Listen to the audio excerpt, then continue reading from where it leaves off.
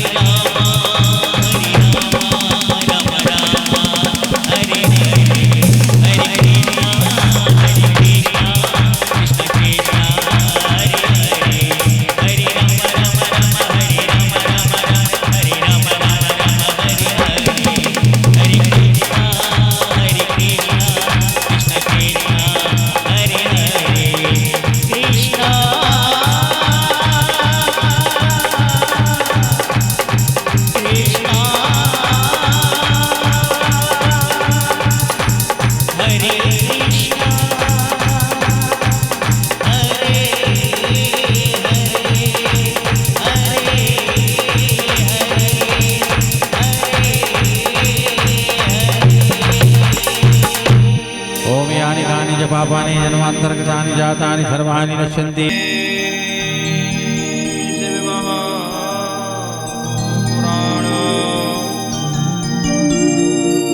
नाथाय नमः। श्री विश्वनाथाय नमः। श्री गंगा देव्यै नमः। गजाननं भूतगणादिसेवितं कपितजम्बो बलचारुभक्षिणम् उमासुतं शोकविनाशकारिकम् नमामि विघ्नेश्वरपादपङ्कजम्। वक्रतुण्ड महाकाय शूरकोटि समप्रभा निर्विघ्नं कुरु मे देव सर्वकार्येषु सर्वदा। विनायकं गुरुं भानो ब्रह्मा विष्णु महेश्वर सरस्वती प्रणम्यादो सर्वकारार्थ सिद्धये। सर्वमंगल मांगल्ये शिवे सर्वार्थ साधिके शरण्ये त्र्यंबके गौरी नारायणी नमस्तुते। जयन्ती मंगला काली भद्रकाली कपालिनी दुर्गा क्षमा शिवा धात्री स्वाहा सुधा नमस्तुते। गंगा तरंग रमणी जटा कलापम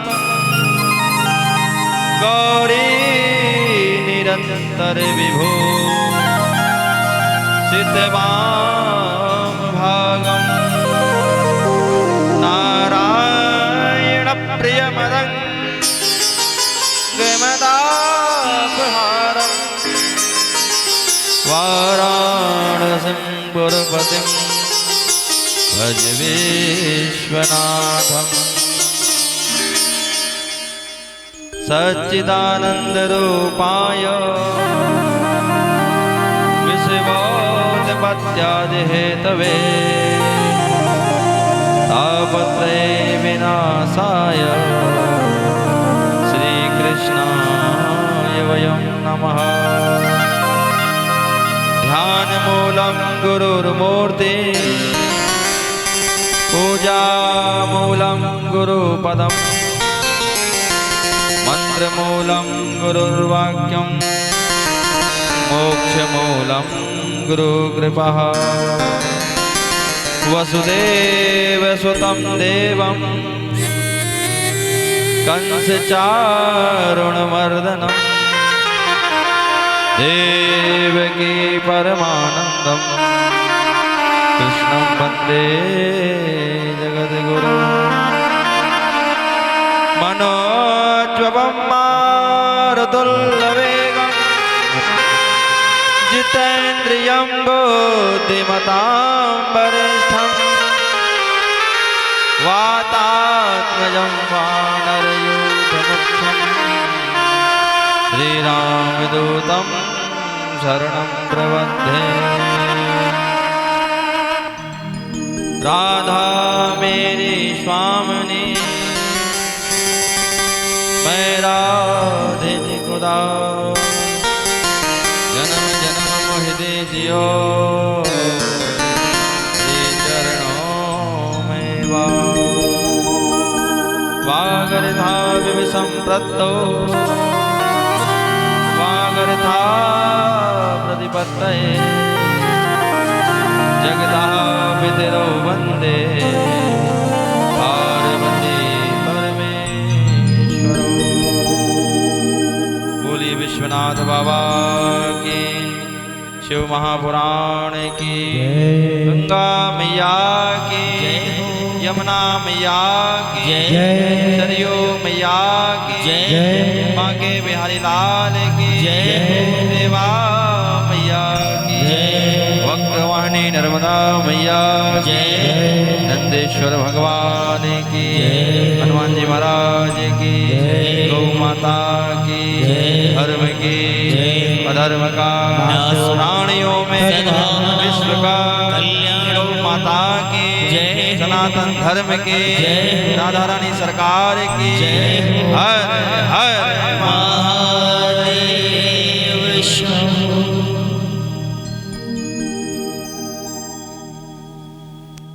परम मंगलमय परात्पर अखिलेश्वर अकारणय वरुणालय वक्त वांछित कल्पतरु श्री भूत मावन भगवान का अतीत पावन चरित्र, भगवान श्री हरि के भगवान श्री आज विश्वनाथ धाम में षष्ठम दिवस की कथा। विश्वनाथ संसार के जो पालनहार हैं, संसार का संहार करने वाले हैं, आज उनके धाम की महिमा गाते हुए शिव महापुराण में षष्ठम दिवस में प्रवेश करेंगे। षष्ठम दिवस की कथा और ही आनंदमयी है और ही प्रसन्नता देने वाली है और भगवान को और नजदीक ले जाने वाली है। मनुष्य भक्त और भगवान के लिए बिल्कुल आमने सामने करने के लिए है। भगवान श्री हरि का विग्रह बड़ा ही अद्भुत है।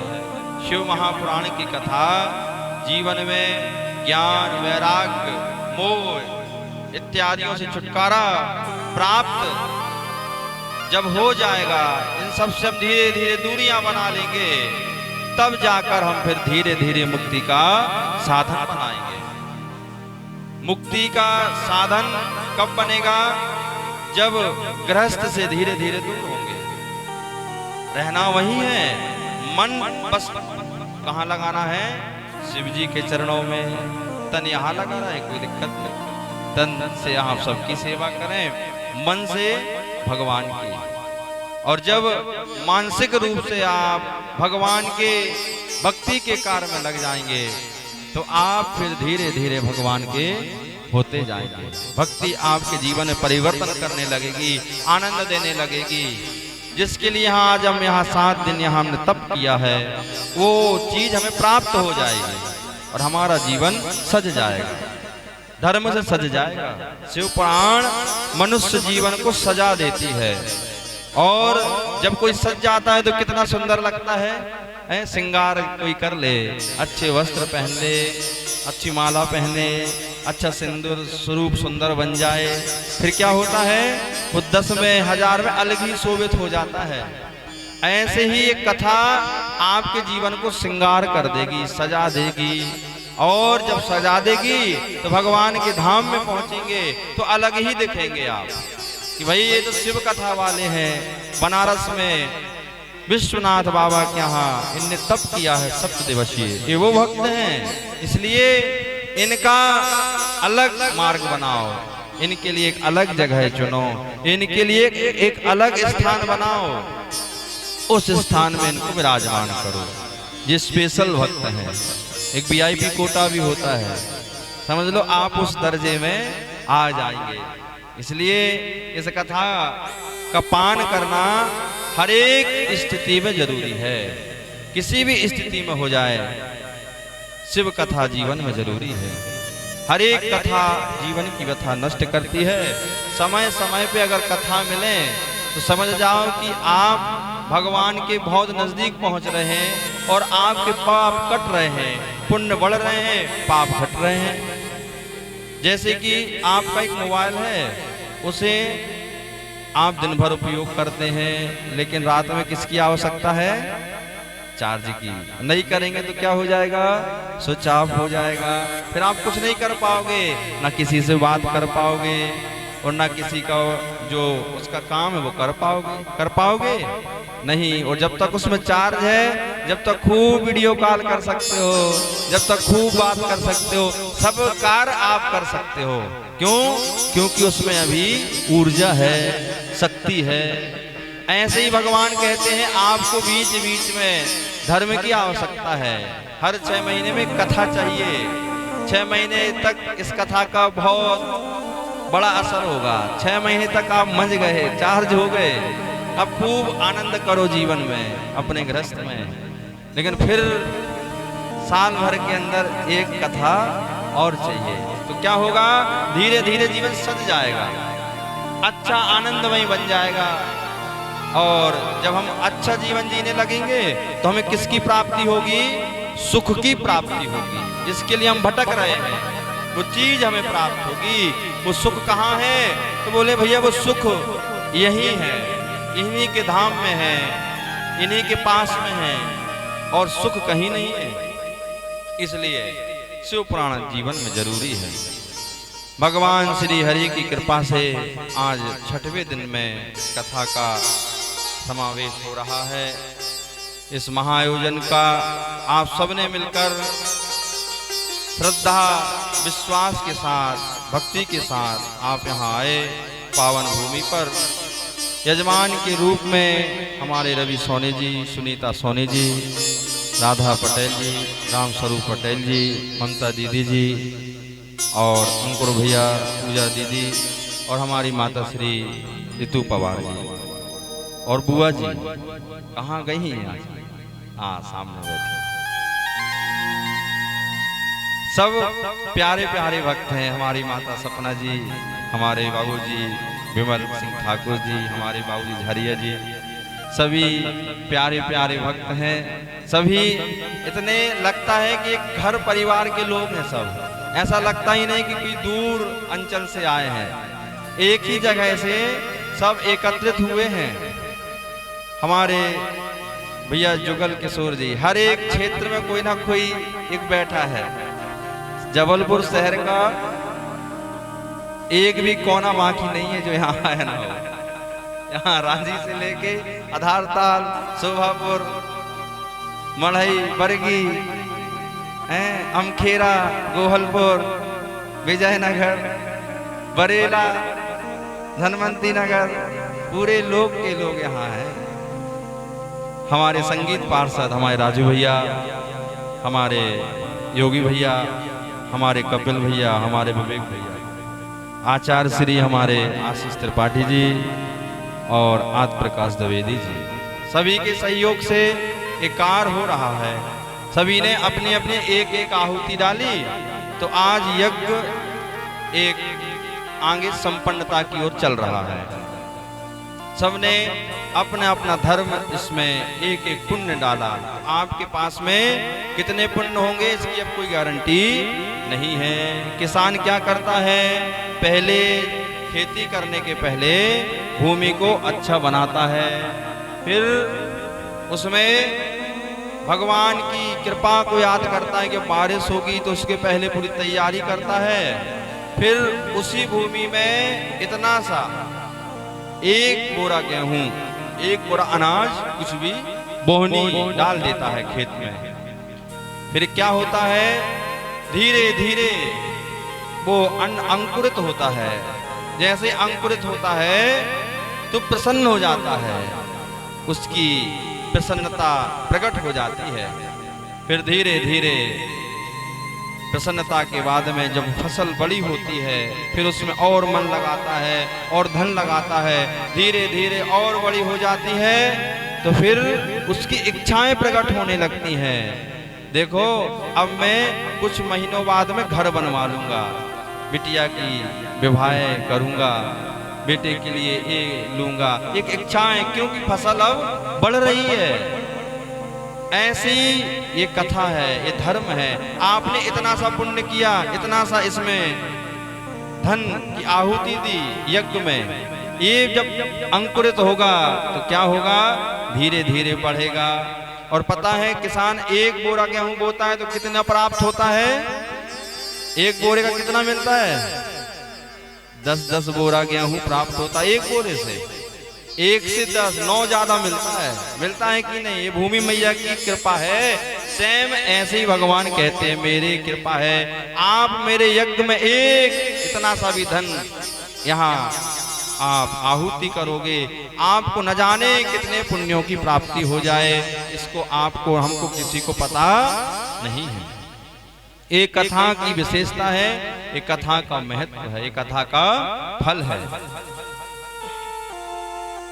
आज YouTube के माध्यम से भी कथा सब भक्तजन देख लेंगे, आपके रिश्तेदार परिजन, उनको भी आप कथा आज और कल की दे सकते हैं।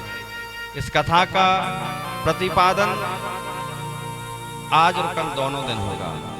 तो ये कथा अब धीरे धीरे और जगह फैल जाएगी और लोग इसका दर्शन कर लेंगे। विश्वनाथ बाबा की कृपा से अगर हुआ तो कल का परसों का जो हवन का कार्य है वो गंगा जी के तट पे करेंगे।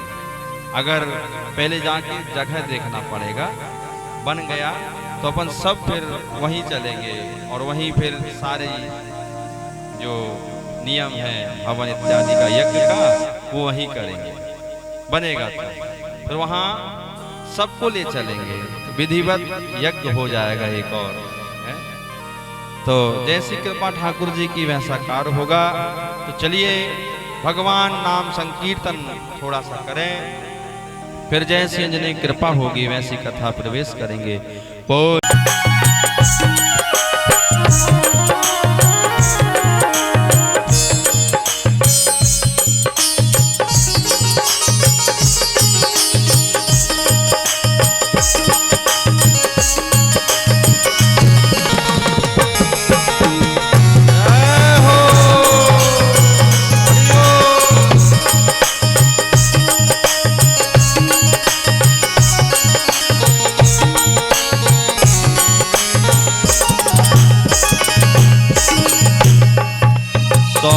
सोमेश्वराय शिव सोमेश्वराय, हर हर भोले नमः शिवाय।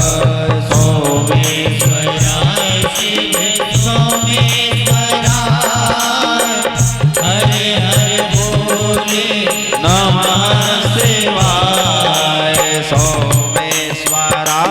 शिव सोमेश्वराय, हर हर भोले नमः शिवाय।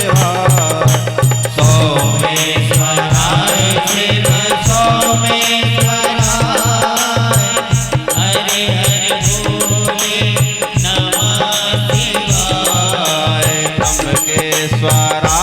शिव सोमेश्वराय, हर हर भोले नमः शिवाय।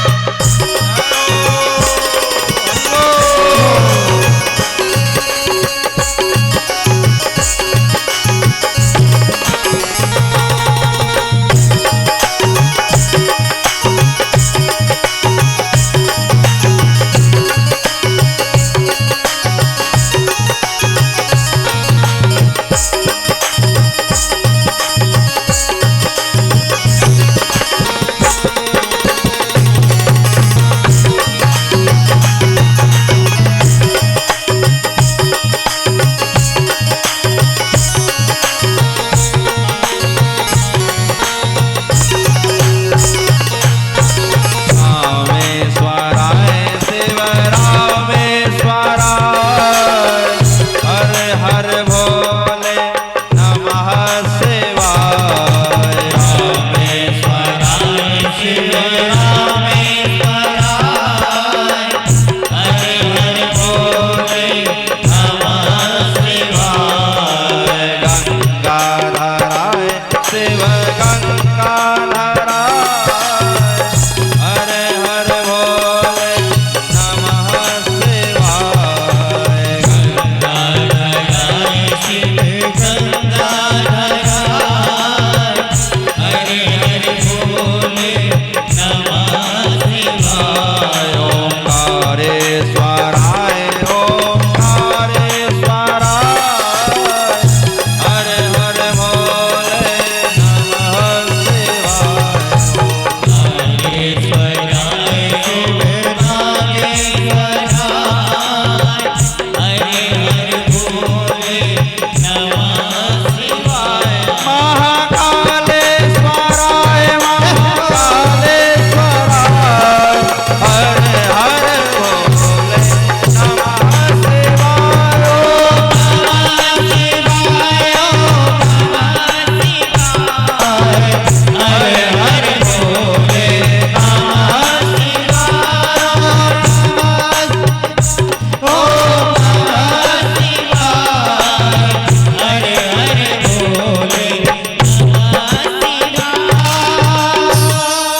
बोले महाकालेश्वर भगवान की जय। शिव महापुराण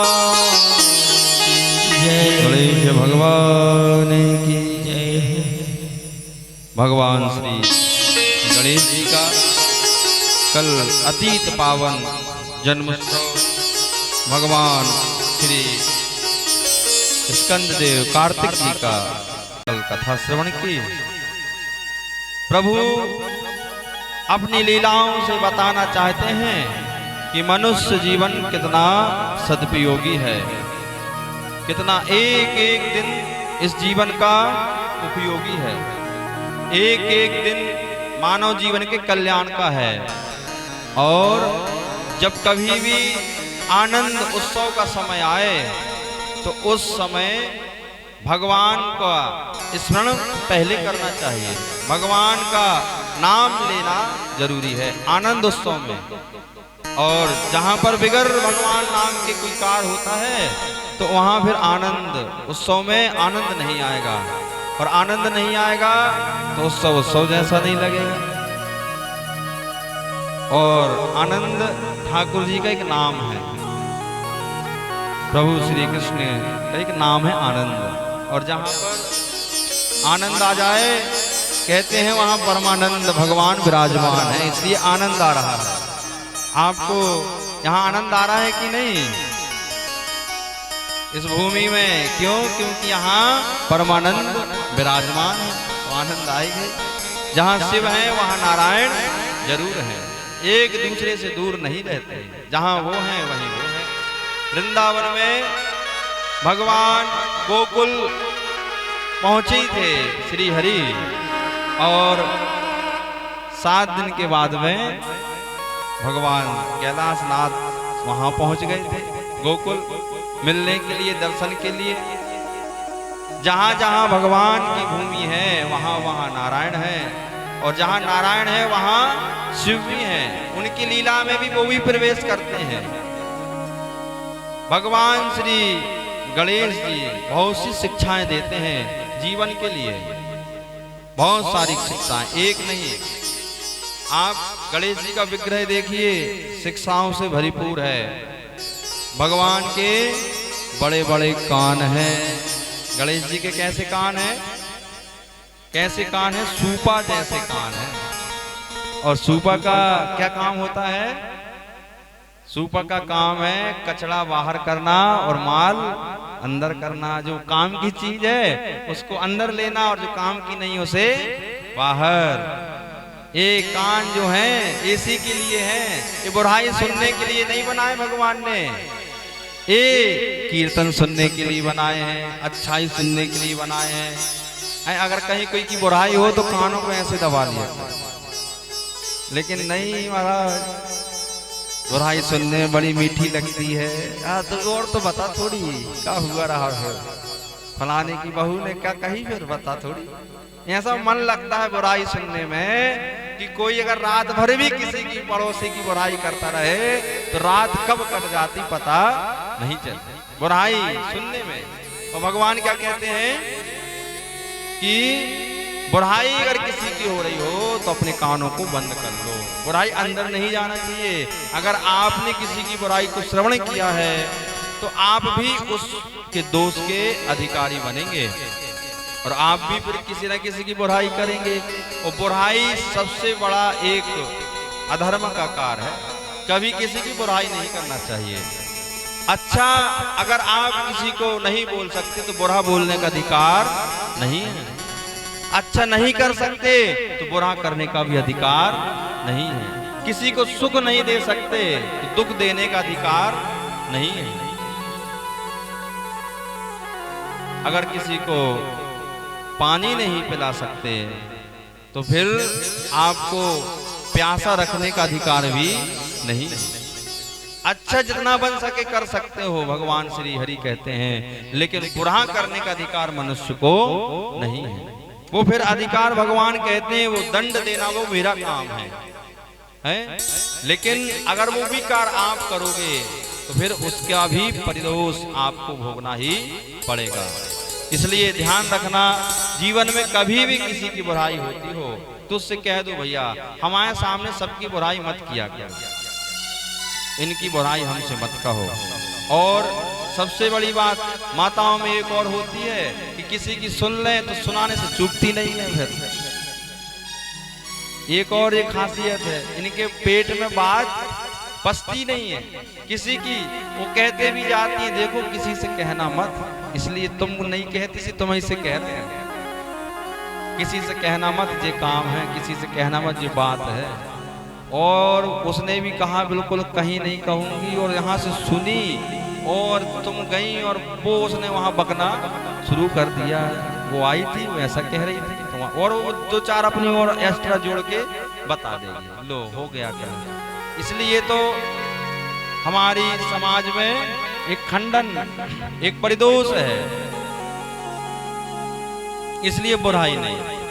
फिर दूसरी चीज है भगवान श्री हरि गणेश जी की सूंड, मतलब कितनी लंबी है, और सूंड दो प्रकार की है, एक बाईं तरफ और एक दाईं तरफ। घर में बाईं तरफ वाले गणेश जी आप रखा करो, ये सरलता है, इनकी पूजा में ज्यादा कठिनाई नहीं है। आप करो जितनी कर लो उतनी सही है, नहीं करो तो भी कोई जितना बन जाए, मानसिक रूप से सरलता रूप से, परेशान होने की आवश्यकता नहीं है। भगवान की सूंडें बताती है कि जीवन में कितना भी बड़ा अधिकार मिल जाए, पद मिल जाए, प्रतिष्ठा मिल जाए, धन मिल जाए, उसका अभिमान नहीं करना। मान और अभिमान कहाँ बैठा है पता है आपको? नाक में ही बैठा है आपकी। एक मिनट में नाक तन जाती है, देख लिया 10 लोग खड़े हैं तुरंत अकड़ जाती है, ये अकड़ अलग ही खड़ी हो जाती है। और जरा सा कोई ने परिहास कर दिया तो क्रोध भी कहाँ से आता है? नाक बताती है कि भैया गुस्सा आ रही है। तो गणेश जी बताना चाह रहे हैं कि भाई जीवन में जितना भी कुछ बड़ा मिल जाए तो उसका अभिमान मत, सरलता से प्रभु प्रसाद समझ के जीवन व्यतीत करो। जो मानव इस तरह से अपने जीवन को व्यतीत करता है फिर उसके घर में रिद्धि रहती है, सिद्धि रहती है।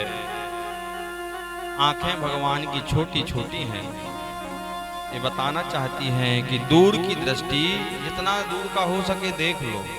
आंखें बहुत दूर तक जाती हैं, इनकी क्षमता बहुत ज्यादा है। आप आसमान को भी देख सकते हो, और आसमान पृथ्वी से कितने दूर है, जहां तक दिख जाए उतना देख सकते हो। तो जो देखो बड़े सोच समझ के देखो और अच्छा देखो, और देखने के बाद उस जीवन को अपने जीवन में उतारो। आंखें यही तो करती हैं, जो भी देखना है वो करना चाहती हैं। या अच्छा देख लेंगे तो अच्छा करेंगी, और बुरा देख लेंगे तो बुरा करती हैं, करेंगी जरूर, क्योंकि इनका स्वभाव है। इनको जो दिख रहा है वो उनको चाहिए करना है। आप किसी को अच्छे वस्त्र पहन के देखते हो तो ये भी कहती हम भी अच्छे पहनेंगे, पहनते हैं कि नहीं? किसी ने ऐसा वस्त्र पहन लिया हम भी ऐसा पहनेंगे, किसी ने ऐसा भोजन करते देख लिया, वो थाली में इतना सारा भोजन रखा था हम भी ऐसे ही भोजन करेंगे, करते कि नहीं? किसी का देख लिया ऐसी गाड़ी में घूम रहा है, हम भी कल्पना हम भी ऐसी गाड़ी रखेंगे, क्योंकि आंख देख रही है तो उसको चाहिए अच्छाई हो या बुराई हो, तो अच्छाई देखो, जो आपके उपयोग की चीज है वो देखो, और बने तो उसको फिर अपने जीवन में उतारो। संसार का ये नियम है, इस संसार में जितना अच्छा करते चलोगे उतना ही अच्छा आपके साथ डबल होता चलेगा। गुरुदेव कहा करते हैं, दुनिया के जाने वालों कुछ नेक काम कर लो, जब अंत समय आएगा तो अंत समय फिर कुछ एकदम से बनने वाला नहीं है, और इस दुनिया से जाने के पहले कोई अच्छा काम भी करना है, तभी तो हमें कोई याद रखेगा, तभी तो कोई हमारा ध्यान करेगा, तभी याद रखेगा। यहाँ के लोग भी और वहाँ के लोग अच्छाई को याद रखते हैं या बुराई को कोई याद नहीं रखता। ध्यान रखना, बुराई के कार्य को तो लोग कहते हैं अच्छा हुआ जे भाई अच्छे चले गए समय से, और अच्छे व्यक्ति के पीछे कुछ दिन तो पछतावा होता ही है, चाहे कोई भी हो। जब भी उसकी आवश्यकता पड़ेगी तो व्यक्ति आपको याद करेगा, और बुरे व्यक्ति को तो दिमाग में भी नहीं लाता कि ये दुनिया में था कि नहीं। तो संसार से जाने के पहले कोई एक अच्छा नेक काम करना है। क्यों? क्योंकि जाएगा जब यहाँ से कुछ भी ना साथ होगा, 2 गज कफन का टुकड़ा तेरा लिबाज होगा। यहाँ से जब चला चली होगी तो संसार की कोई चीज साथ नहीं रहती, सारी चीजें एक क्षण में दूर हो जाती हैं। अब केवल अकेला है, अब चला चली हो रही है, अब राम नाम सत्य हो रहा है और सब जा रहे हैं साथ में। राम का नाम सत्य है, राम नाम सत्य है, राम नाम सत्य है। मर गया है, मरने वाला ये सिखा रहा है कि भैया राम का नाम सत्य है। जिंदा में तो हमने कभी उसको भजा ही नहीं, सत्य चीज को कभी देखा ही नहीं। वो मरने वाला व्यक्ति शिक्षा दे रहा है कि राम का ही नाम सत्य है। और फिर वो व्यक्ति हमें कितना वैराग्य दिला देता है, कितना ज्ञान दिलाता है। वो संसार में नहीं है, लेकिन वो हमें कहां तक ले जाता है, ऐसी भूमि का दर्शन करा देता है जहां पर वैराग्य खड़ा हो जाता है। इतना वैराग्य है शमशान की भूमि में। ये एक बार एक जन ने प्रश्न किया कि भगवान गंगा को अपने सर पर विराजमान किए हुए हैं, तो भूतनाथ भगवान अपने शरीर में शमशान की चिता की भस्मी को क्यों लगाते हैं? भाई दुनिया तो उसे घृणा करती है। ये दुनिया के लोग तो जब किसी की मिट्टी में जाते हैं अंतिम यात्रा में, तो आने के बाद स्नान करते हैं, और भगवान को इसकी आवश्यकता क्यों पड़ी और उनने अपना श्रृंगार क्यों बनाया उस चीज को? तो बड़ी सोचने वाली बात है, बात सही है। लोग तो जाते हैं तो कहते हैं भैया, जैसे ही वहां से आए और घर के बाहर खड़े हो जाते हैं, भैया पानी यहीं ले आओ, हैं? जैसे भूत प्रेत चिपक के आ गए हो साथ में, हैं? यहीं ले आओ, हम अंदर नहीं आएंगे। अभी क्या हो गया वहां?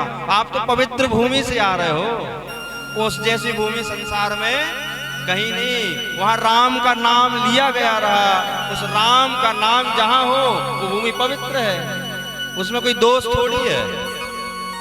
लेकिन नहीं, मानसिकता है लोगों की, नहीं भाई पहले हम स्नान करेंगे फिर घर में प्रवेश करेंगे। अच्छा वो शंकर जी और लपेट रहे हैं, वो फिर वो अशुद्ध हो गए, तो फिर तो जब हम जाने ही बस से अशुद्ध हो रहे हैं तो वो तो लपेट के बैठे हैं, वो तो पूरे अशुद्ध होना चाहिए। फिर जब अशुद्ध और अशुद्धता की बात है तो, लेकिन भगवान यहाँ क्या कह रहे हैं, ऐसा कुछ भी नहीं है।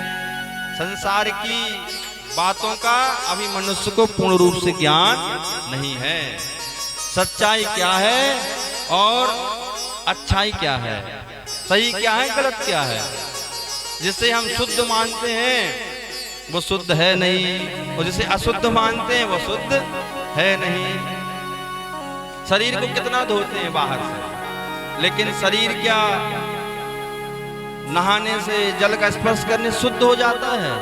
नहीं होता। शरीर शुद्ध कब होगा?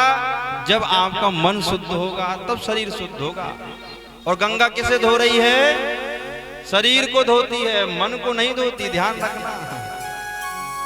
गंगा शरीर को धो देगी, और शरीर में पाप नहीं है। पाप कहाँ बैठा है? मन में बैठा है। गंगा पापों को नहीं धोएगी। पापों को प्रायश्चित कौन करेगा? मन करेगा। मन मतलब हम करेंगे, हमें ही करना है। गंगा तो शरीर को धो रही है भाई, और शरीर में पाप नहीं लगा है, पाप अंदर भरा है। और पाप कहाँ से होगा? जब हमारा मन शुद्ध होगा, तब पाप हमारे कम होने लगेंगे, पाप का विनष्टि होगी, विनाश होगा। कब होगा? जब मन अच्छा होगा। मन कैसे अच्छा होगा? मन कथा से अच्छा होगा, मन भक्ति से अच्छा होगा, मन भगवान के नाम लेने से अच्छा होगा। अन्यथा इस संसार से मन अच्छा होने वाला नहीं है। ये संसार तो आपके मन को और विकृति की ओर ले जाएगा, और ऐसा बना देगा कि आपको ना यहाँ का छोड़ेगा और ना वहां का छोड़ेगा। वही भगवान यहाँ समझाते हैं कि भाई मैंने इसलिए भस्मी रमाई है, क्योंकि जब ये आ रहा था इस भूमि में, तो इसने कई लोगों को राम का नाम दिलाया, कई लोगों को राम का नाम याद दिलाया, और मेरे राम का इसमें नाम समा गया है। जाते हैं तो कहते हैं राम नाम सत्य है, सत्य बोलो सत्य है, राम नाम सत्य है। कल 11-12 बजे रात में छत पे बैठे थे, 3 इकट्ठी निकली थी 12 बजे रात में। राम नाम सत्य है, देखो 12 बजे रात में भी काशी में राम का नाम सत्य हो रहा है। तो भगवान ने इसलिए, शिव जी ने कहा कि ये तो मेरे प्रभु की, मेरे इष्ट की, मेरा नाम लिया गया, मेरे आराध्य का नाम लिया गया है। इसलिए इस भस्मी को, ये पवित्र भस्मी है मेरे लिए, मेरे प्रभु का नाम लिया गया है। इसने कितने लोगों को मेरे प्रभु का नाम याद दिलाया है। इसलिए अब ये अशुद्ध नहीं है, अब तुझे पवित्र हो गई है। इससे पवित्र संसार में कुछ भी नहीं है। तो भोले बाबा ने पूरी राख, पूरी भस्मी अपने शरीर में, देह में लगा ली। इससे शुद्ध संसार में कुछ भी नहीं है। भूत बावन ने पूरा लपेट लिया, श्रृंगार कर लिया, और अपना ध्यान उसी भूमि में जागृत कर लिया। यहीं पर मैं अपना आसन रमाऊंगा, क्योंकि संसार के जितने भी लोग आ रहे हैं, सब यहीं आ रहे हैं, और सब राम का नाम लेके आ रहे हैं। इसलिए मैं इस भूमि में वास करूंगा। और शिव कहाँ है? जहाँ राम है। जहाँ राम है वहाँ शिव जी है, और जहाँ शिव जी है वहाँ राम है।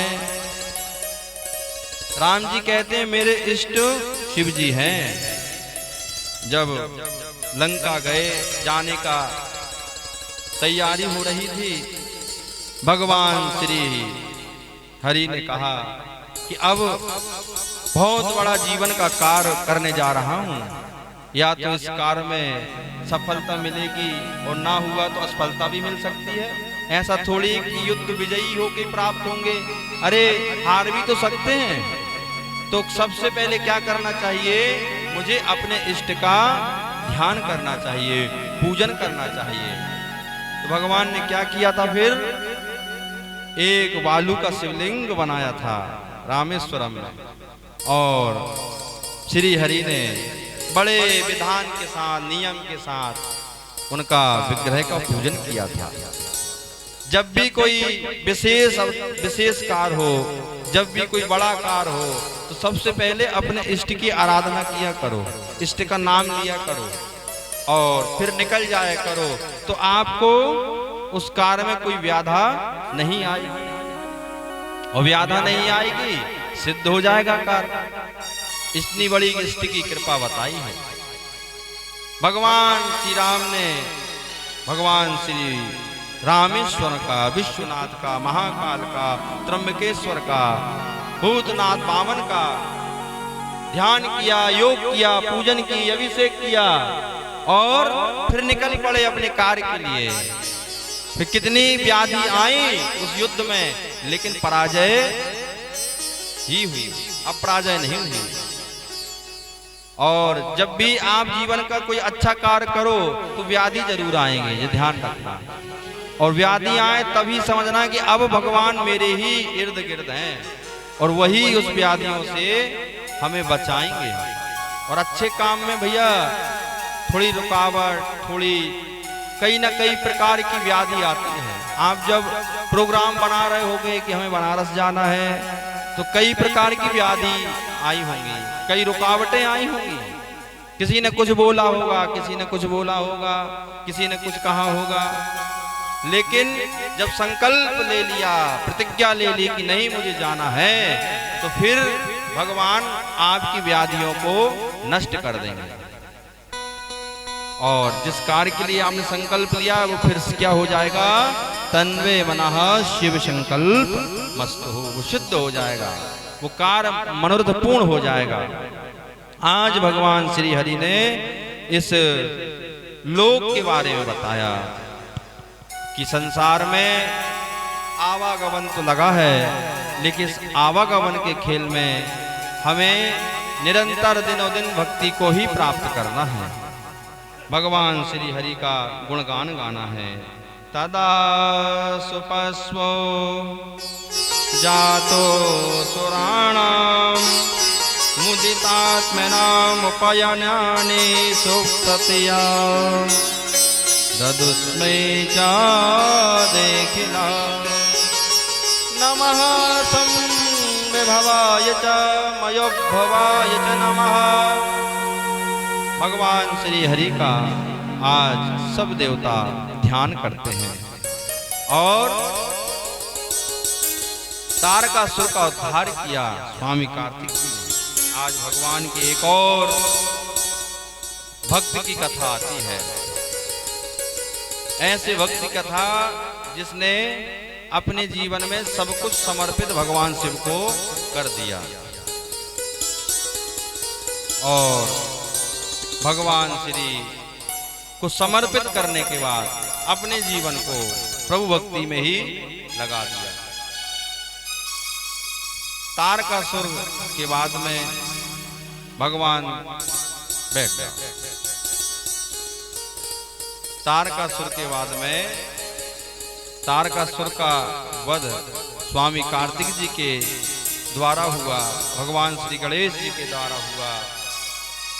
जब सारी बड़ा राक्षस था तारकासुर, सारे देवताओं को परास्त कर दिया रहा, उसके बाद भगवान श्री हरि और भगवान श्री भोलेनाथ भगवान के पास सब देवी देवता जाते थे, प्रभु अब तो हमसे इनकी रक्षा करें, ये दानव ये दैत्य हमें जीवित नहीं रहने दे रहे हैं। भगवान ने फिर स्वामी कार्तिक जी ने सब देवताओं को तारकासुर से मुक्ति दिलाई। भगवान का अलौकिक चरित्र, भगवान श्री हरि की एक कथा जीवन में बताना चाहती है कि भगवान के बगैर जीवन का कोई भी कार्य होने वाला नहीं है।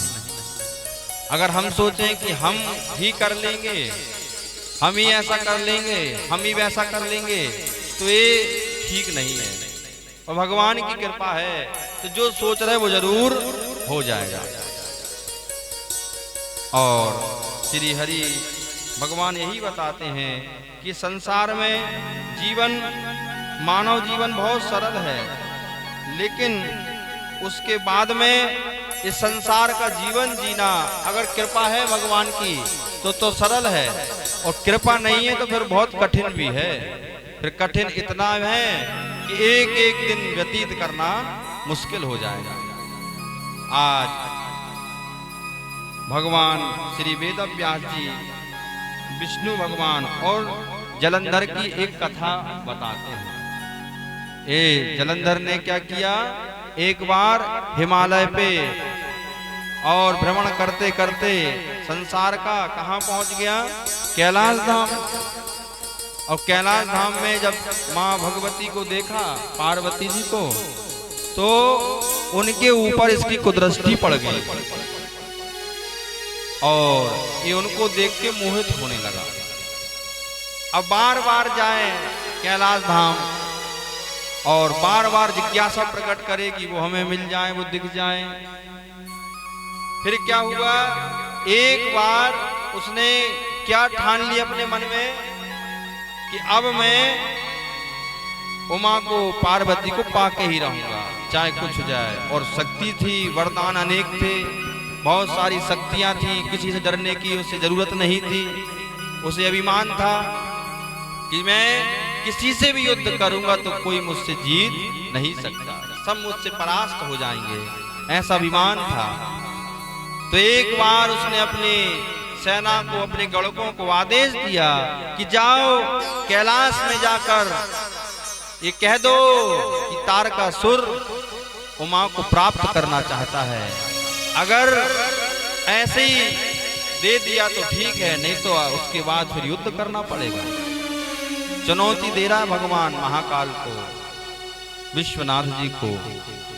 यहाँ से कुछ गढ़ भेजे, उसमें एक राहु नाम का भी गढ़ था, वो गया और सेना लेके गया भगवान को उपदेश देने के लिए, वार्निंग देने के लिए। कहते हैं नंदी श्रृंगी इत्यादियों से उसकी भेंट हुई और फिर उसके बाद में जब नंदी को पता चला कि ये काय के लिए आ रही है पूरी सेना, ये गढ़, तो नंदी क्रोधित हो गया कि मैं सबको भस्म कर दूंगा। नंदी जी जो हैं ये भैया बहुत ही शक्तिशाली हैं और ये ब्रह्मचारी जी हैं। इनने 1 लाख वर्ष तक तप किया था भगवान शिव के सामने खड़े होकर और कहीं नहीं गए थे।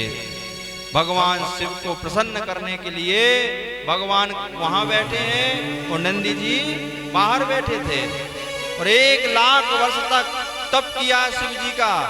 और ओम नमः शिवाय, ओम नमः शिवाय 1 लाख वर्ष तक भजते रहे नंदी जी। और अन्न त्याग दिया, भूख त्याग दी, जल त्याग दिया, हवा के द्वारा, वायु के द्वारा तप करते थे। ऐसा तप किया कि भगवान प्रसन्न हो गए और भगवान ने कहा शिव जी ने, हे नंदीश्वर, आप कितना घोर घनघोर तप किया है, आप बताएं आपके लिए किस फल की प्राप्ति है, क्या चाहिए आपको, जो वरदान बोलोगे वो वरदान मैं आपको दे दूं, अमोघ वरदान की प्राप्ति करा दूंगा। विश्वनाथ भगवान कहने लगे। नंदी जी ने कहा प्रभु मुझे कुछ नहीं चाहिए, बस मैं ये चाहता हूं कि जब भी नेत्र खोलूं तो आपका दर्शन हो जाए, बस आपके कथा का, आपका दर्शन करना चाहता हूं और कुछ नहीं। भगवान शिव ने कहा इतने से कार्य के लिए इतनी बड़ी तपस्या, भगवान ने अमोघ वरदान दे दिया कि जब तक इस संसार में जहां जहां मेरा विग्रह रहेगा उनके पास में अगर नंदी जी नहीं रहेंगे तो वहां मैं भी वास नहीं करूंगा। जिस तरह नंदी जी ने तप किया था भगवान के सम्मुख होकर, मतलब सामने बैठकर, उसी तरह भगवान कहते हैं मेरे विग्रह के साथ में नंदी की स्थापना होना चाहिए। जहां भी मेरा नंदी रहेगा वहां मैं रहूंगा और जहां नंदी जी नहीं रहेंगे वहां मैं नहीं रहूंगा। और नंदी जी की उत्पत्ति कहां से होती है? गाय से। गाय ही तो जननी है, नंदी को देने वाली। और कौन है? गाय माता की ही कृपा है जो नंदी जी को जन्म देती है। और वृषभ जो है भगवान का वाहन है, शिव जी का बैल। और अनेक अनेक वृषभ बताए हैं, श्वेत, लाल, काला, श्वेत और काला मिला के, लाल और गेरुआ मिला के ये वृषभ के कलर बताए हैं। जो अनेक अनेक वृषभ बताए हैं और वृषभ की सेवा से भी बहुत सारे कार्य होते हैं। भगवान कहते हैं अगर आपने रोज एक बैल को एक रोटी खिला दी, एक बैल को बछड़े को प्रणाम कर लिया, समझ लो आपको कहीं शिवलिंग की पूजा करने की आवश्यकता नहीं है, आपने घर बैठे शंकर जी का पूजन कर लिया। बैल में इतनी बड़ी ताकत है। लेकिन आजकल देख तो रहे हो, गाय की जब कोई वो नहीं है परवाह तो बैलों की कहाँ। बैल की तो और बेचारे दुर्दशा है, घूमते रहते हैं यहाँ वहाँ, भगवान के भरोसे पल रहे हैं वो तो। लेकिन पहले एक पालने की व्यवस्था थी बैलों को, खेती किसानी के काम आते थे तो लोग अच्छे से रखते थे। लेकिन अब ऐसा नहीं है, अब तो गैया ही मैया बेचारी भटक रही तो बैलों को तो कोई नहीं पालना चाहता।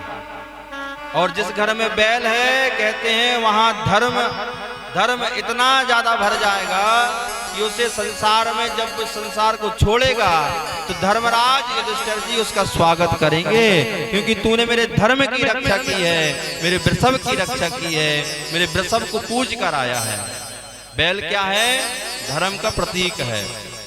बैल के जो 4 पैर हैं, धर्म अर्थ काम मोक्ष, एक में धर्म है एक में अर्थ है। ध्यान रखना, बैल छोटी मोटी चीज नहीं है। गौ माता और बैल दोनों के जो 4 पैर हैं, तो सीधे वाले पैर में धर्म है, बाएं पैर में अर्थ है। अगर आप किसी भी गौ माता के सीधे चरण को, नीचे जो खुर होता है उसे प्रणाम करते हो, मस्तक से करते हो, तो आपके जीवन में कभी धर्म की कमी नहीं आएगी। और जो बायां पैर है वो अर्थ है, उसमें धन छिपा है, धन का संग्रह है वो। बाएं पैर में धन अर्थ है, उसको जब आप प्रणाम करोगे मस्तक से तो आप कभी अर्थहीन नहीं होगे, आप कभी लक्ष्मीहीन नहीं होगे। लक्ष्मी आपके इर्द गिर्द हमेशा रहेगी, क्योंकि लक्ष्मी का जो मेन जगह है, जहां लक्ष्मी जी का वास है, आपने वहीं उनको प्रणाम कर लिया है। और पीछे जो 2 पैर हैं, एक में काम है और एक में मोक्ष है। दोनों की, चारों की प्राप्ति अगर हो गई तो मनुष्य बड़ा जीवन सफल हो जाएगा। और गाय माता को परिक्रमा लगाने से, गाय माता की पूजा करने से, बैल की परिक्रमा लगाने से, उनकी पूजा करने से, नंदी जी की, ये सब यज्ञ के ही नियम, यज्ञ के फल। और बड़े समझ लीजिए कि आपने देवी देवताओं की, सारे देवी देवताओं की एक बार में पूजा कर ली, एक बार में परिक्रमा कर लिया, क्योंकि गाय माता के रोम रोम में देवता है, रोम रोम में। सिर्फ गाय माता का मुंह छोड़ दें तो पूरे देह पवित्र है। एक श्राप बस फल्गु माता जी का लगा है, माँ जानकी जी का, उसके बाद गाय पूरी पवित्र है। गया जी में फाल्गु नदी है, वहां पर माँ सीता जी और दशरथ जी का पिंड दान किया था।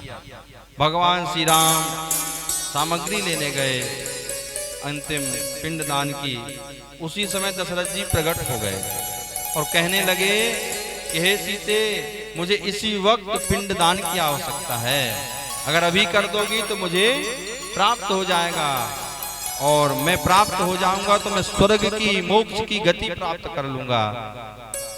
जगत जननी ने कहा, पिताजी 5 मिनट का समय दे दीजिए, स्वामी जी जाएंगे तो साथ में कर देंगे तो और अच्छा हो जाएगा, और पिंड दान देना उन्हीं का धर्म है, उन्हीं का कर्म है, उनके द्वारा होगा तो और अच्छा हो जाएगा। तो कहने लगे इतना समय नहीं है, वो जब तक आएंगे जब तक मेरा समय निकल जाएगा, और मुझे जिस गति की प्राप्ति चाहिए वो नहीं मिलेगी, इसलिए मैं आपसे आग्रह कर रहा हूं कि मुझे पिंड इसी वक्त दान कर दो। जगत जननी ने उसी क्षण वालु का पिंड बनाया, और वालु का पिंड का ब्राह्मणों ने ध्यान कराया, और दशरथ जी को सारे नाम गोत्र बोल के उनको पिंड समर्पित कर दिया, दान कर दिया। उसको फल की प्राप्ति हुई और वो कहाँ चले गए? सीधे स्वर्ग लोक में चले गए। बाद में जब आए राम जी सारी सामग्री लेके, तो राम जी ने कहा भाई जल्दी जल्दी करो, समय हो रहा है। तो माँ भगवती ने जानकी जी ने कहा कि प्रभु जिसके लिए सामान लाए हो वो कार तो हो गया। बोले कार हो गया मतलब? अरे वो पिंडदान जो करना था वो मैंने कर दिया। कैसे कर दिया? फिर इनने सारी कथा बताई कि ऐसा ऐसा हुआ और ऐसा ऐसा मैंने कर दिया। भगवान ने छोटी सी परीक्षा लेना चाहिए। वो तो अंतर्यामी है, वो तो सब जानते हैं कि कौन पीछे क्या कर रहा है, आगे क्या कर रहा है और आगे क्या करेगा। लेकिन भगवान अभी एक मानव रूप में है और मानव की तरह जानकी जी की परीक्षा लेने लगे कि अच्छा ये कार्य की किसने कार्य में आपका साथ दिया? कोई इतना कोई ने तो कराया होगा। तो बोले हाँ ये ब्राह्मण देवता हैं, इनने मेरा पिंड दान किया है।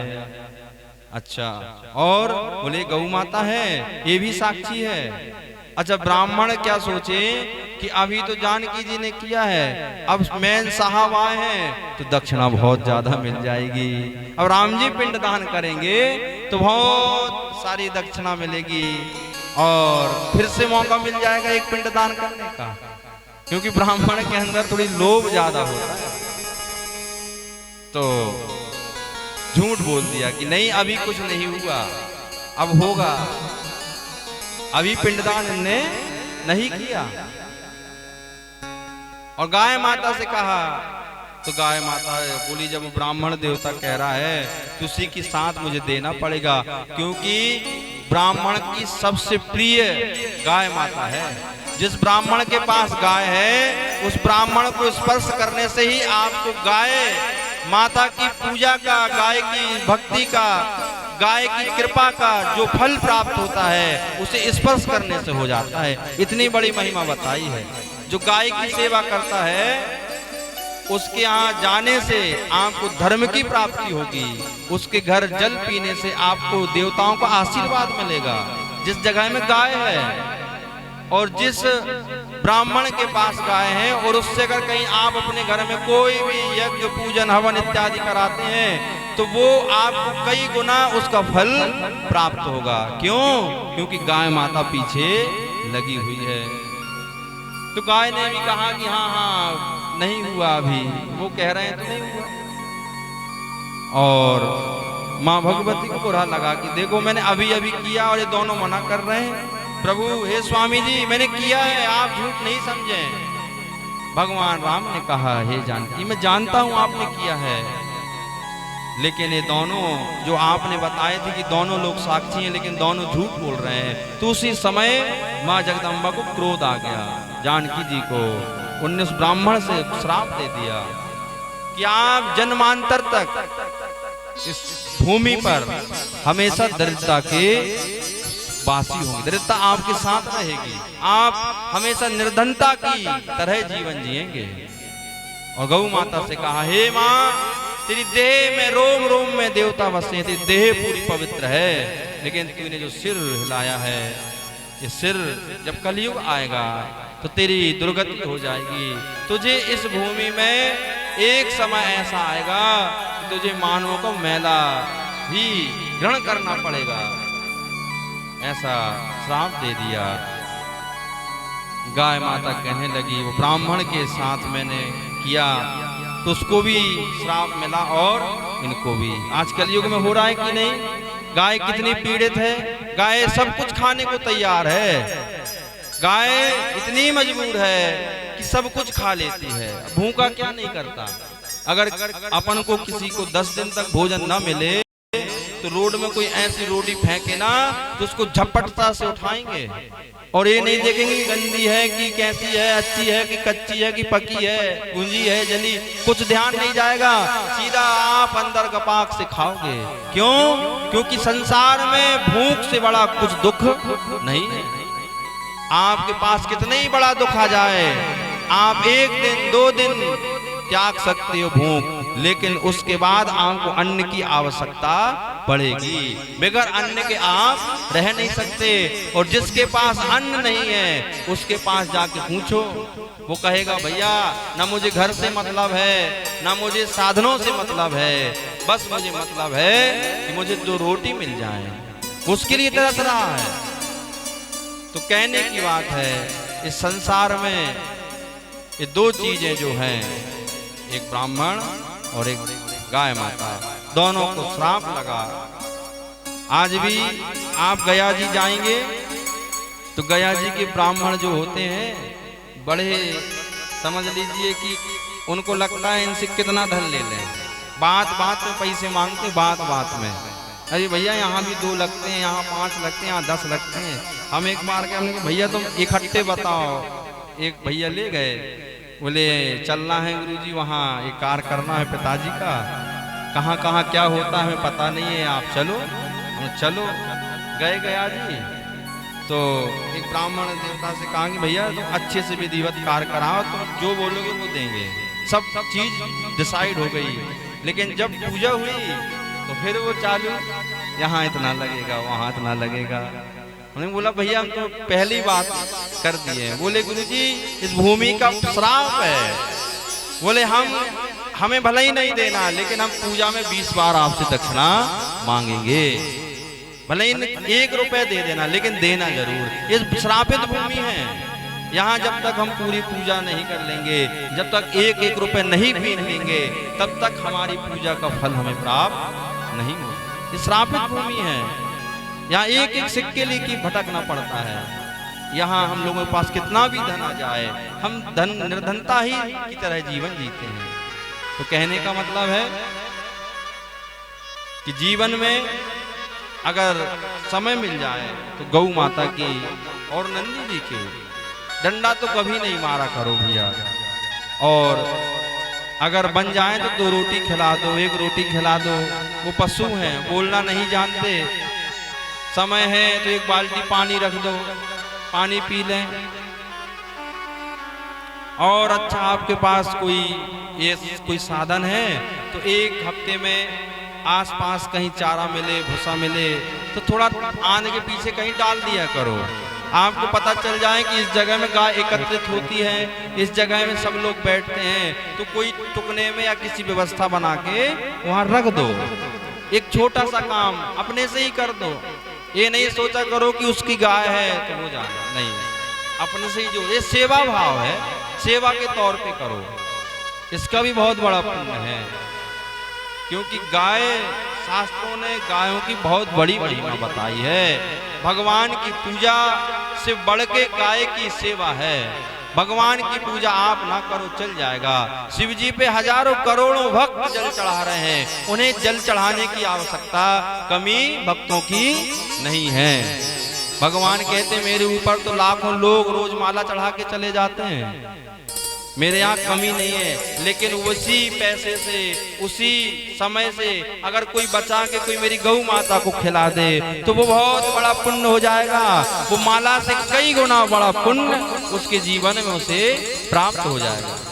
गौ माता की ऐसी विधि सेवा बताई है।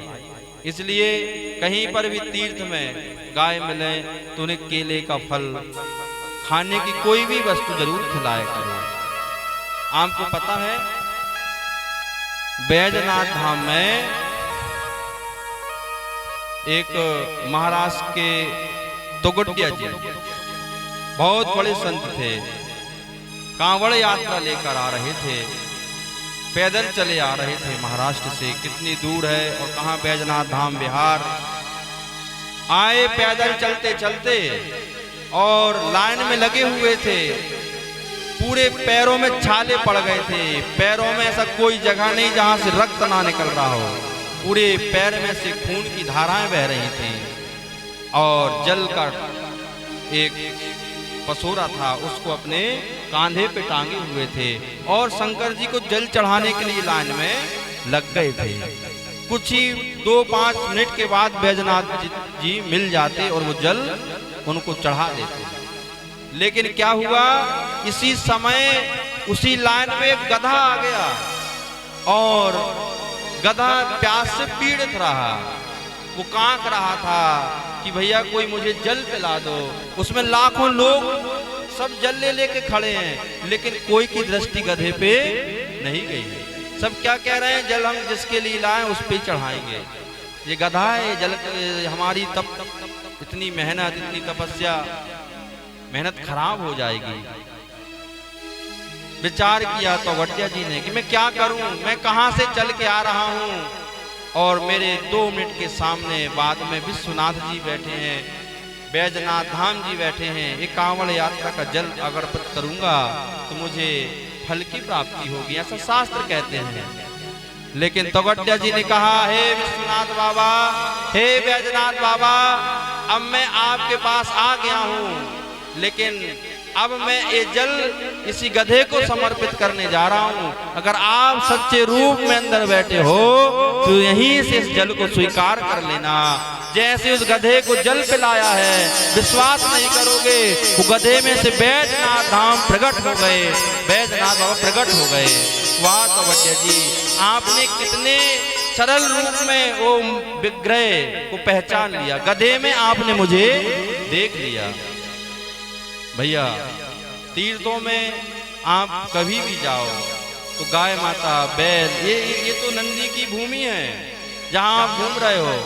यहाँ नंदी को स्पर्श करने से कई दोष, कई पाप नष्ट हो जाते हैं। भूमि ऐसी है, यहाँ एक तो आपको मिलेंगे नहीं, वो मिल गए तो समझ लो बहुत बड़ी कृपा है।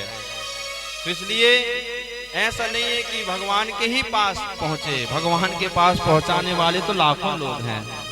कभी कभी हमें उसी धन में गौ माता की और गौ माता से प्रेम सीखो आप करना, क्योंकि गौ माता सब रोगों की निवारणार्थ है। सब गौ के पास लक्ष्मी है, और कहाँ है, गोबर में है। लक्ष्मी का भंडारा है, और वो कामधेनु है, विप्रधेनु है, वो साक्षात श्री लक्ष्मी का रूप है। आपकी भावना जब उससे जैसी जुड़ेगी तब उसकी भावना आपसे जुड़ेगी। जाकी रही भावना जैसी, प्रभु देखी मूर्ति तन वैसी।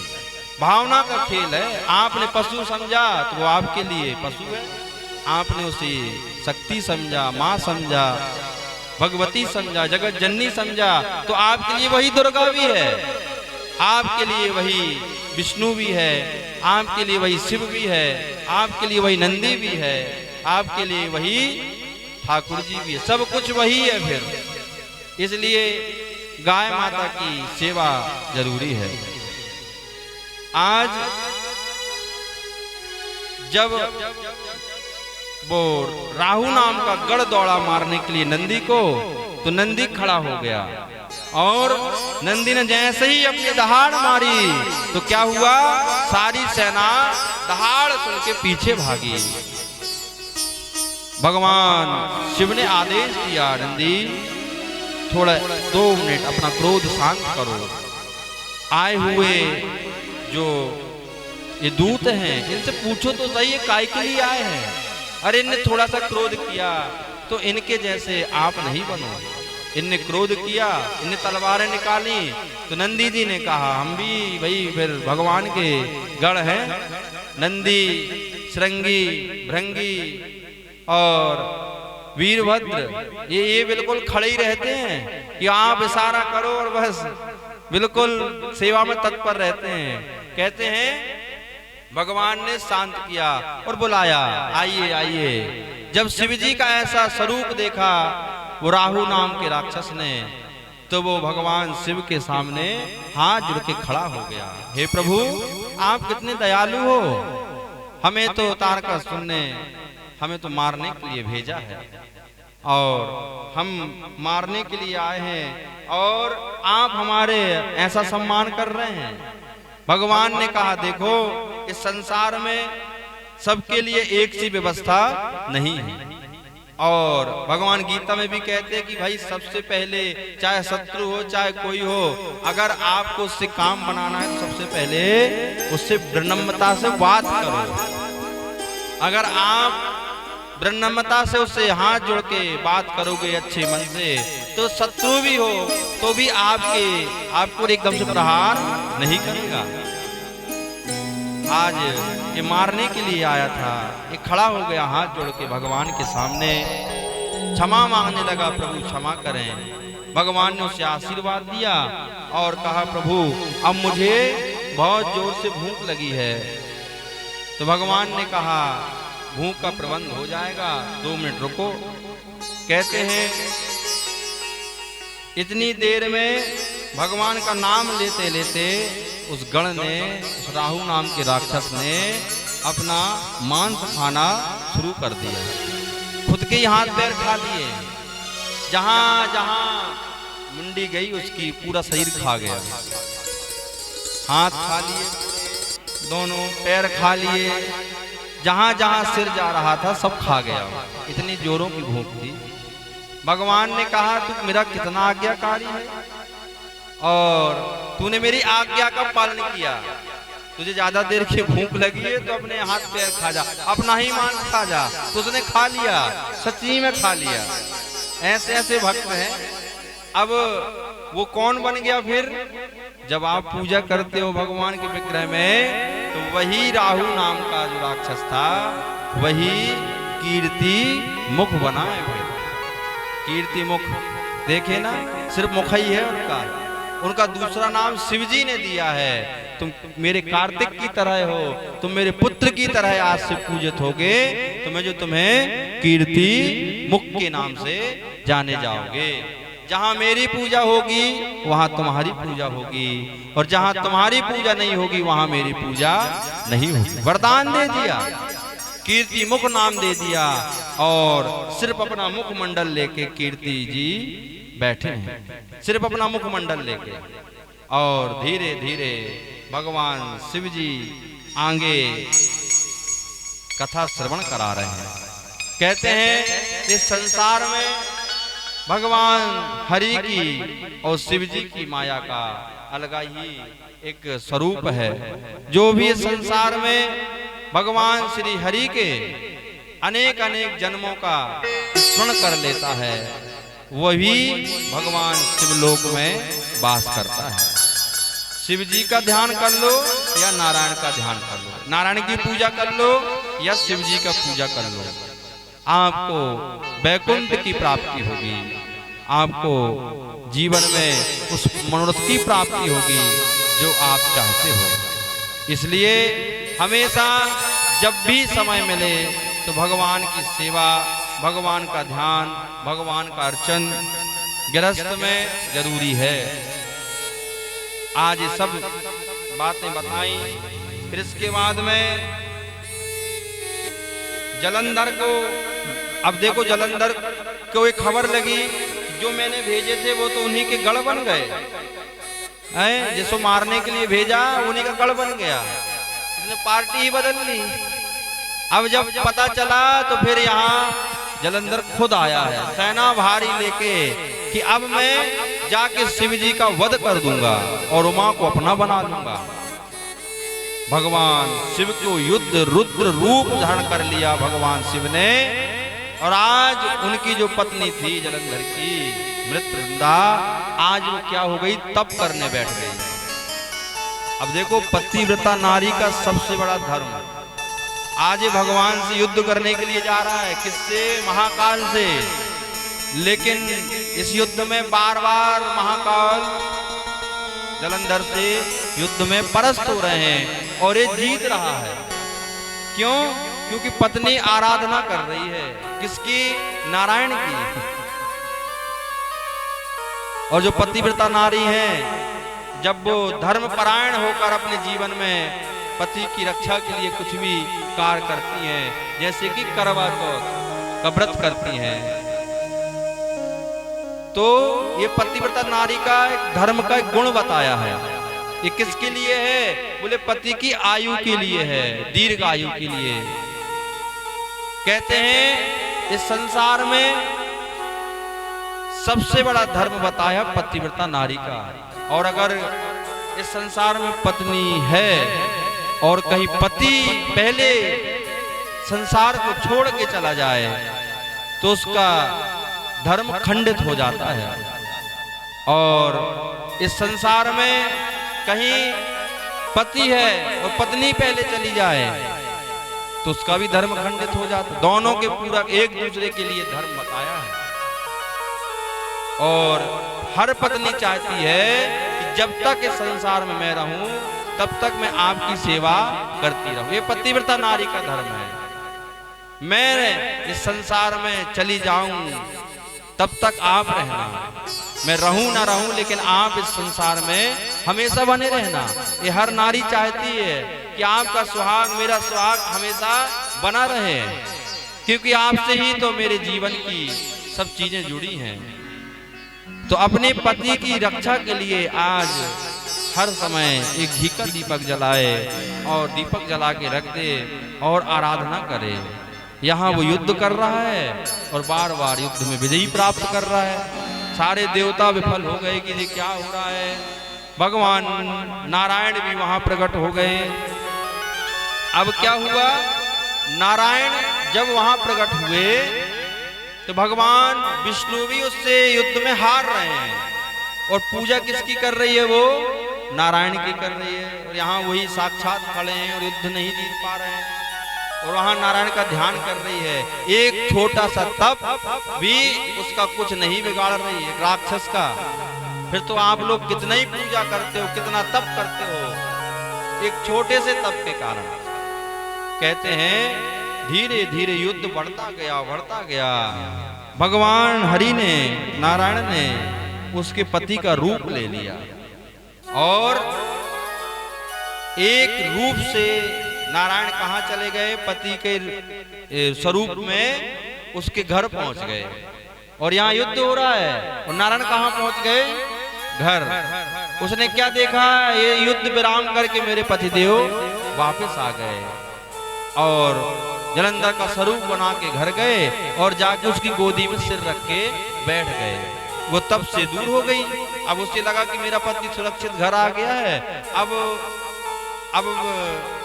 तप बंद कर दिया और जैसे ही तप बंद किया और सीधा यहाँ से भगवान ने एक बाण मारा तो वहां तो जलंधर ही युद्ध कर रहा था रणभूमि, वो नहीं आया।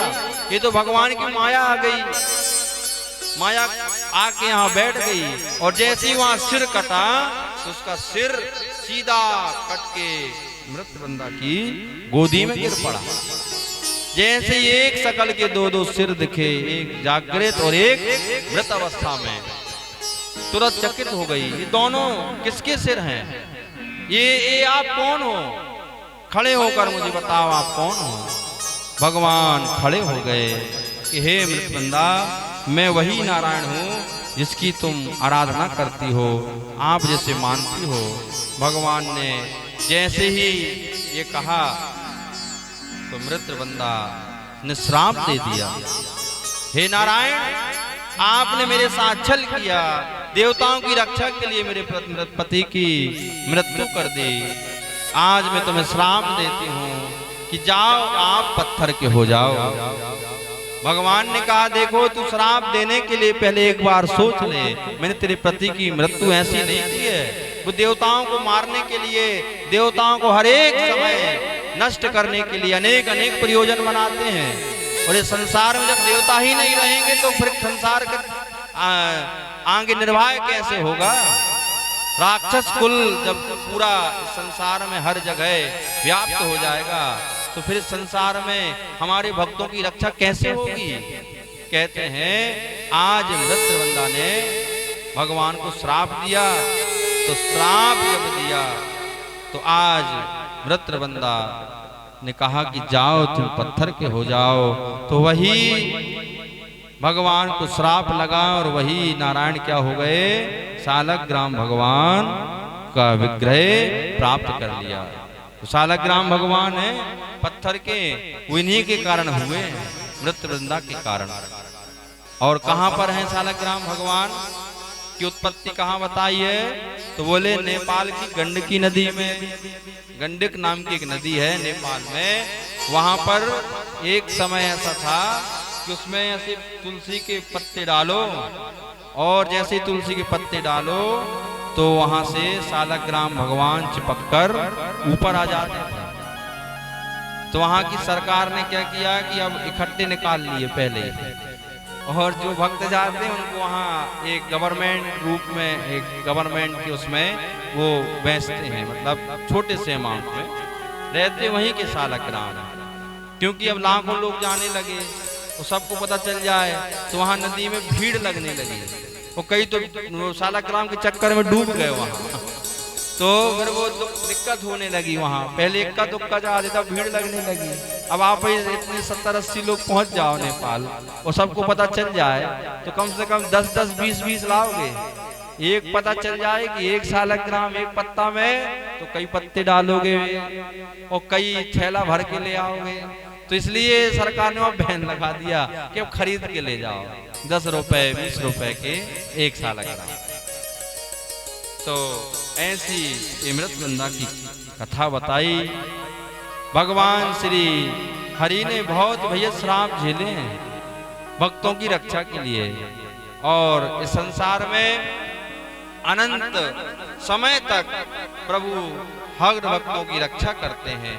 आज श्री हरि वापस अपने वैकुंठ धाम में आए। भगवान शिव ने रुद्र संहार का जो रूप लिया था, आज वो देवताओं ने शांत कराया। कहते यहीं पर फिर महाकाली भी आई थी। आज दुर्गा क्या बनी थी? महाकाली बनी थी। और महाकाली जब बनी, और जब महाकाली बनी वही पार्वती, तो संसार में किसी से फिर समली नहीं। खड्गम चक्र गदे सुचाप परिघा शूलं वसुन्धिं शिरा शंखं संदिधतिं करिस्त्र नयना शर्वांगे भूषावृता नीलास्मृदुतिमासि पाददशका शिवे महाकालिका। एक हाथ में खड्ग है, एक में तलवार है, एक में मुंडों की माला है, एक में रक्तों का, जितने भी दानव मार रही है भगवती, राक्षसों को संहार कर रही है, सारों का सारा रक्त एकत्रित करती जा रही है। और बड़ी बड़ी नेत्र जैसे ज्वाला नेत्रों में प्रकट हो गई हो, विकराल स्वरूप भगवती का, और निकल पड़ी दानवों का संहार करने के लिए। सिंह अलग युद्ध कर रहा है, सबको मार रहा है। नंदी अलग युद्ध कर रहा है। उसमें रुद्र भगवान का रुद्र रूप देखकर सारी प्रकृति खड़ी हो गई। कैसा ना हो इसी युद्ध में संसार का विनाश हो जाए, प्रलय हो जाए। सारे देवताओं ने पहले शिव जी को शांत कराया। कहा हे महाकाल, आप अपने क्रोध को शांत करो। जब आप शांत होगे तब फिर भगवती शांत होंगी। कहते हैं माँ भगवती को शांत कैसे किया जाए, तो जगत जननी को शांत करने के लिए शंकर जी ही लेट पड़े। और जब जिस मार्ग से भगवती जा रही थी उसी मार्ग में भगवान शिव जी लेट गए। और जब माँ भगवती निकली और जब दृष्टि पड़ी, अरे ये तो मेरे स्वामी हैं, और जैसे उनके ऊपर पैर रखा तो आश्चर्यचकित होकर माँ भगवती ने अपनी जिह्वा निकाल दी। उस दृश्य से वो क्या हो गई, और विकराल हो जाती है और खुखार हो जाती है, और डरवावनी टाइप की भगवती का विग्रह और भयभीत करने वाला हो जाता है। रुक गई माँ भगवती फिर वहीं, और माँ भगवती को शांत कराया विग्रह। कहते हैं जब संसार में जब भी कोई कष्ट आता है, विपत्ति आती है, तो दो शक्ति बचाती हैं, या तो महाकाली और या तो फिर महाकाल। महाकाली बनी तो वो महाकाल बन गए, और वो महाकाल बने तो वो महाकाली बन गई। दोनों का ही एक स्वरूप है। इसलिए संसार में जब भी कोई बड़ा प्रलय आए, जब तक महाकाल हैं, ये कालों के काल हैं, काल भी कुछ ना कर सके उस भक्त का, जो भक्त है महाकाल। इसलिए अगर कोई बड़ा प्रलय आने वाला है जीवन में तो कहां चले जाओ? महाकाल के पास। और बड़ा लग रहा है कि जी महाकाल से भी बड़ा प्रलय है तो महाकाली के पास चले जाओ, बस फिर आपका समाधान हो गया, फिर कहीं जाने की आवश्यकता नहीं। चलिए थोड़ा सा भजन ले लें, फिर उसके बाद में कल सोमनाथ की कथा हुई, थोड़ी सी और रह गई, फिर उसके बाद में आपने मल्लिकार्जुन की कथा सुनी थी, कैसे स्थापना हुई मल्लिकार्जुन जी की। और अब त्र्यंबकेश्वर भगवान, फिर उसके बाद में नागेश्वर जी की कथा, 12 ज्योतिर्लिंग की कथा भी है शिव पुराण में, तो 1-2 की आज हो जाएगी, फिर 1-2 की बाकी की कथा। बोलिए शंकर भगवान की जय, शिव महापुराण की जय। जय जय श्री राम। ईश्वर सत्य है,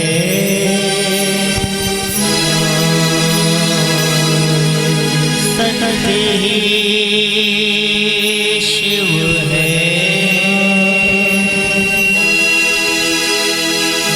शिव ही सुंदर है। जागो उठ कर देखो, जीवन जो तुजागर है, सत्यम शिवम सुंदरम, सत्यम शिवम सुंदरम, सत्यम शिवम सुंदरम, जाओ सत्यम शिवम सुंदरम। ईश्वर सत्य है, सत्य ही शिव है, शिव ही सुंदर है।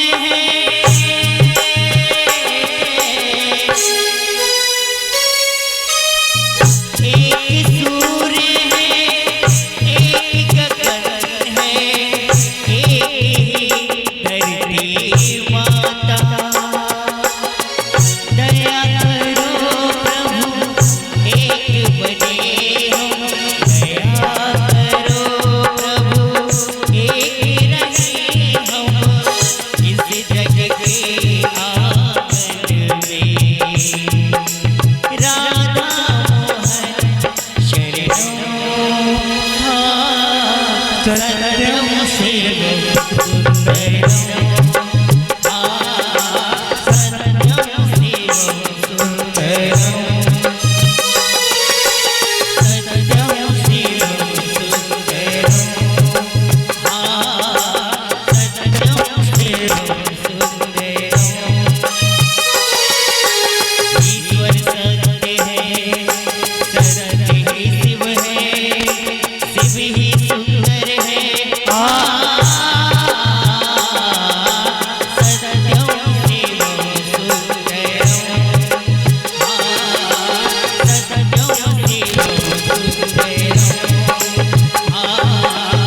शिवं सुंदरम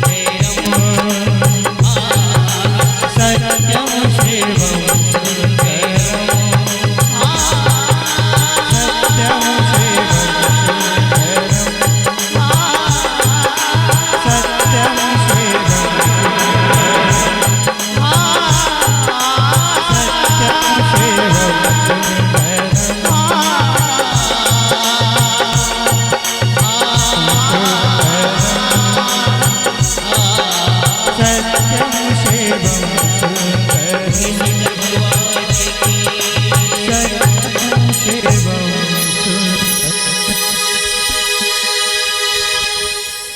कि संसार में शिव भक्ति की जो कथाएं हैं, कहते हैं आगे भगवान के इस चरित्र में महाबलवान हिरण्यकश्यपु आदि के परिवार का वर्णन आया है। हिरण्यकश्यपु और हिरण्याक्ष ये दोनों ही राक्षस कुल को बड़े प्रतापी राक्षस थे, मतलब इनके पास में एक से एक वरदान थे।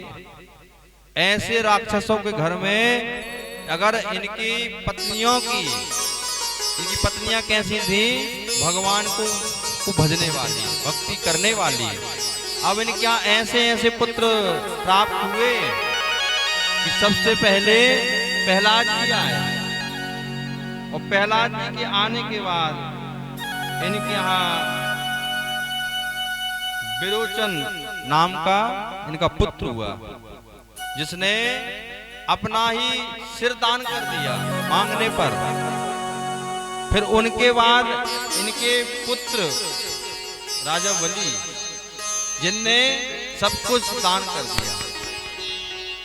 इनके आगे क्योंकि इनकी मां धर्म करके चली गई ना, कौन कल बताया था, क्या दू धर्म करके गई, तो देखो उनके धर्म के प्रताप से ऐसे ऐसे पुत्र हुए कि दानी हुए। एक ने सर्वस्व दान कर दिया जो था, एक ने अपना सिर ही दान कर दिया। और भक्त प्रहलाद तो आप सब जानते ही हैं कैसे थे। कहते हैं भक्त प्रहलाद जी का कैसे आगमन हुआ, प्रहलाद जी का कैसे कैसे भक्ति हुई। प्रहलाद सत्रहि महान विष्णु भक्त जितेन्द्रिय यम नाश्यतु सक्ते भवदेशम किमपि। यहाँ पर बताया है जितेन्द्रिय, मन इंद्रियां जब एक सूत्र में काम करने लगे तो वही पुरुष क्या हो जाता है, इस संसार को जीत लेता है। और वो कैसे बनता है, नियम से। कैसे नियम से, कहते हैं मनुष्य को 3 नियम रोज करना चाहिए इस संसार में। अगर आपको समय के हिसाब से चलना है, प्रगति करना है, वैभव पाना है, सुख पाना है, धन पाना है, तो कुछ ना कुछ तो करना पड़ेगा। घर बैठे सब चीज मिलने वाली नहीं है। सबसे सरल बताया है कि सबसे पहले जब उठो आप, तो सबसे पहले अपनी हथेलियों का ध्यान करो। आपके पास में सब चीज है, बताया था ना, किसी देह के अंदर सारे देवी देवता विराजमान है। तो यहाँ क्या बताते हैं कराग्रे वस्ते लक्ष्मी, कर मध्ये सरस्वती, कर मूले तो गोविंदा, प्रभाते कर दर्शनम। लक्ष्मी जी भी हैं और सरस्वती भी है। जिसके पास सरस्वती है वहां लक्ष्मी आना निश्चित है। लक्ष्मी रुक नहीं सकती भैया, पूरक है। बड़ी बहन गई तो छोटी जाएगी, और सरस्वती गई तो लक्ष्मी रुकेगी नहीं, और लक्ष्मी आ गई तो सरस्वती भी नहीं रुकेगी, है।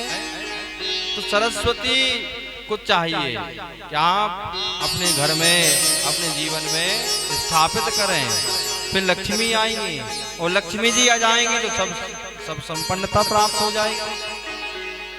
लक्ष्मी को ही तो प्राप्त करने के लिए अपन सारे कार्य कर रहे हैं कि हमें लक्ष्मी प्राप्त हो, सुख हो, यश हो, जीवन की सब शांति प्राप्त हो। तो ये जितेंद्रिया, फिर उसके बाद में जब भजन करो तो भजन करना जरूरी है। थोड़ा सा ही करो, जितना समय है उतना करो। 24 घंटे हैं आपके पास में। अच्छा ईमानदारी से बताओ कितनी देर भजन होता है 24 घंटे में? कितनी देर होता है? 1 घंटा, 2 घंटा, 4 घंटा, 6 घंटा, 8 घंटा है? अरे बोलेंगे भैया कि अगर दिन भर भजन करेंगे तो खाएंगे क्या? भगवान दे रहे खाने को, है? तो भगवान कह रहे मैं तो व्यवस्था बना दूंगा, लेकिन मैं ये नहीं कह रहा कि तू दिन भर मुझे ही भज। इस समय समय पे तो भज भैया, दिन भर भजने के लिए नहीं कह रहे। भगवान कह रहे तुम हमें भजने के बाद फिर अपना कर्म करो, फिर उसके बाद तो फिर जाहि विधि राखे राम ताहि विधि रही है। सीताराम सीताराम, लेकिन सीताराम कहिए तो जरूर। भजन करो तो सही, सुबह नहीं तो शाम को, शाम को नहीं तो सुबह।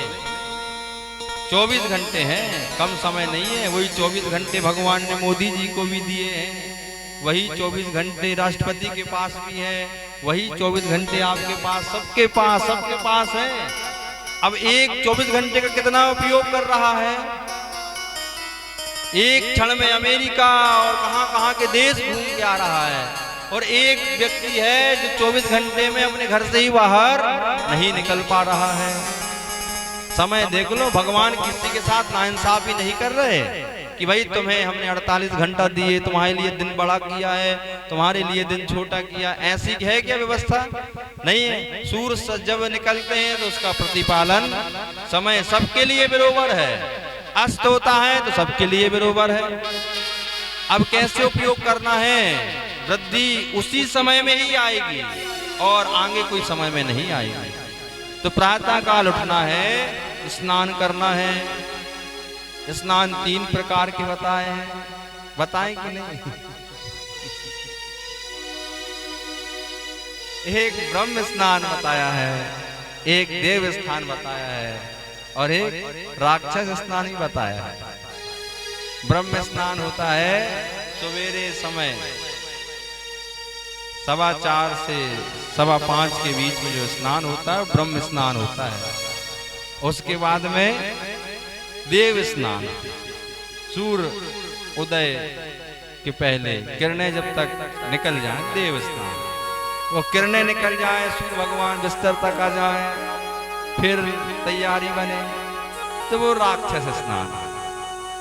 अब जैसा आप शुरुआत करोगे दिन की, जिस घड़ी में आप अपने जीवन की दिनचर्या स्थापित करोगे, वैसे ही आप ट्रैक पे पहुंच जाओगे। 6 प्लेटफॉर्म होते हैं एक स्टेशन में, और उसके पहले 2 ही होती हैं। मतलब एक ट्रैक होता है आने का, सब जगह 6 नहीं है, सिर्फ स्टेशन में 6 है, लेकिन वो एक ही ट्रैक 6 जगह जुड़ा है। और जब ट्रेन आउटर पे आती है तो उसे एक संकेत दिया जाता है कि तुझे 2 नंबर पे ले जाना है, कि 3 नंबर पे ले जाना है, कि तुझे 5 नंबर पे ले जाना है, कि 6 नंबर पे। एक संकेत मिलता है, वो ट्रेन वहां से उस नंबर पे पहुंच जाती है और सबको बिठा लेती है। लेकिन पहले तो एक ही जगह से चल के आई, वहां सब व्यवस्था नहीं है। व्यवस्था यहाँ है। उसके बाद फिर वैसे बन जाएगी, फिर वो 1 पे पहुंच जाएगी, फिर आगे 6 बहुत दूर बाद मिलेगा जब उसको रुकना है तब। तो ये 3 प्लेटफार्म हैं। एक प्लेटफार्म नंबर 4.25, 4.5, 5.5, फिर एक दूसरा नंबर का प्लेटफार्म है।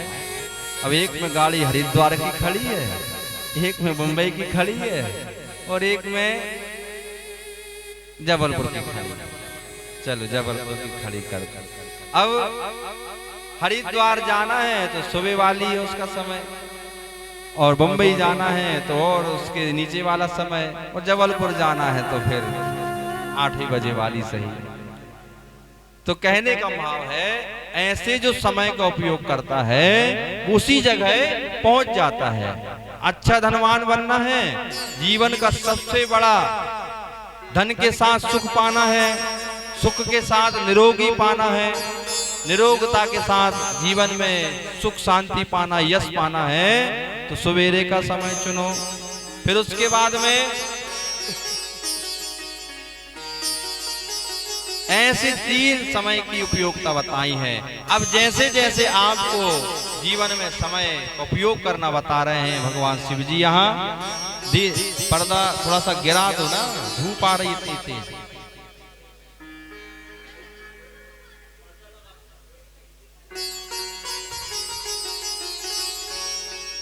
धीरे धीरे समय व्यतीत होता है।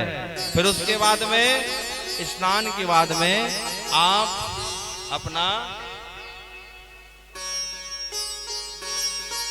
सवेरे का पूजन करो। जो भी आपके इष्ट हैं उनका ध्यान करो। जो भी इष्ट हैं, जो भी इष्ट आपके हैं उनका ध्यान करो। अब पूजा बताई है तो पूजा कैसे करना चाहिए।